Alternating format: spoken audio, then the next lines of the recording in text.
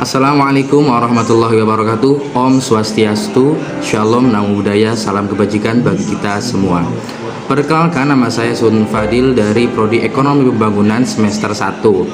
Kali ini saya akan membacakan presentasi dari kelompok kami bertemakan paragraf mata kuliah Bahasa Indonesia. Sebelumnya, perkenalkan, kami dari kelompok 7 akan membacakan presentasi tentang paragraf.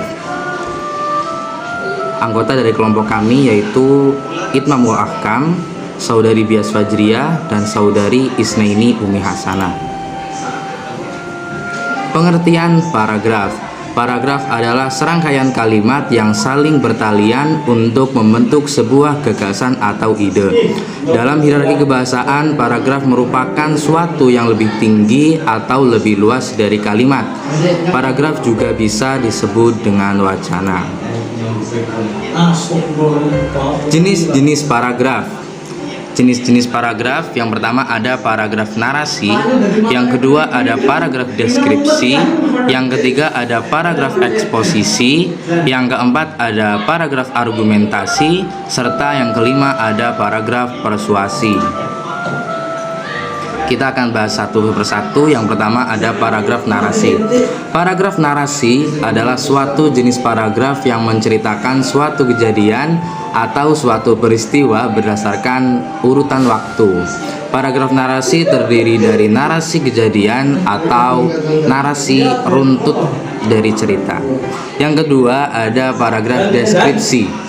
Paragraf deskripsi adalah paragraf yang isinya merupakan penggambaran dari suatu keadaan atau suatu peristiwa menggunakan kata-kata, sehingga pembacanya seolah-olah ikut merasakan, melihat, dan juga mengalami langsung kejadian atau keadaan tersebut.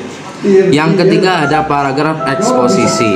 Paragraf eksposisi adalah suatu paragraf yang bertujuan untuk memaparkan, menyampaikan informasi, mengajarkan, menjelaskan, dan juga menerangkan suatu topik kepada yang membacanya, dengan tujuan untuk memberikan informasi sehingga memperluas pengetahuan si pembaca. Yang keempat ada paragraf argumentasi.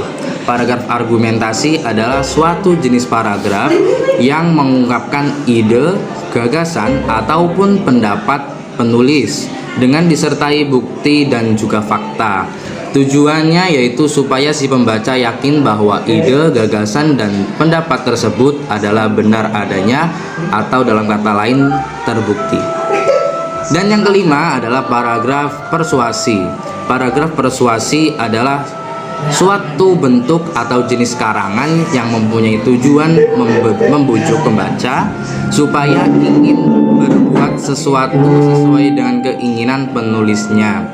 Supaya tujuan bisa tercapai, penulis harus mampu mengemukakan pembuktian dengan menggunakan data dan juga fakta. Ada juga macam-macam paragraf berdasarkan tujuannya. Yang pertama, paragraf pembuka.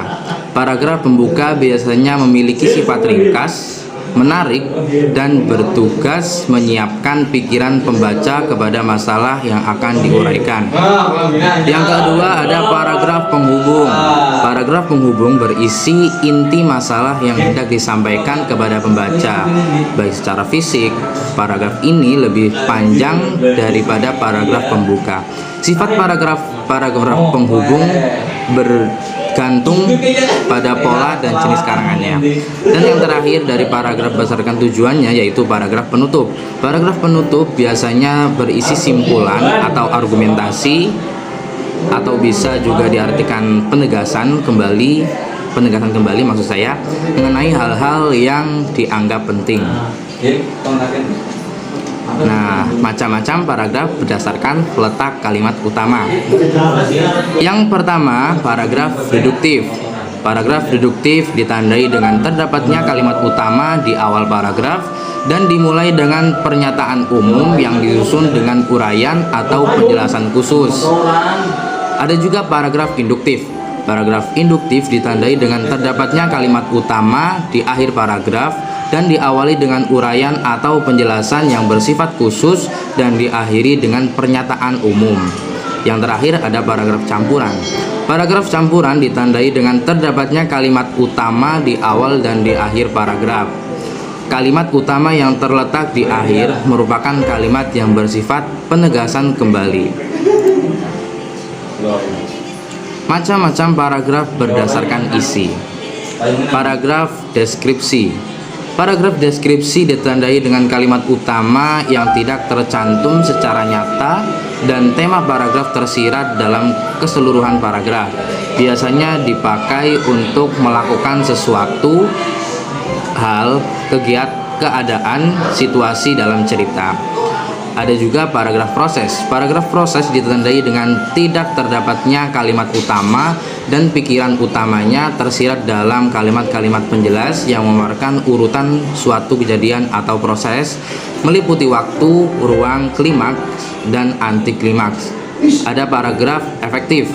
Paragraf efektif adalah paragraf yang memenuhi ciri paragraf yang baik. Saya ulangi lagi. Paragraf efektif. Paragraf efektif adalah paragraf yang memenuhi ciri paragraf yang baik.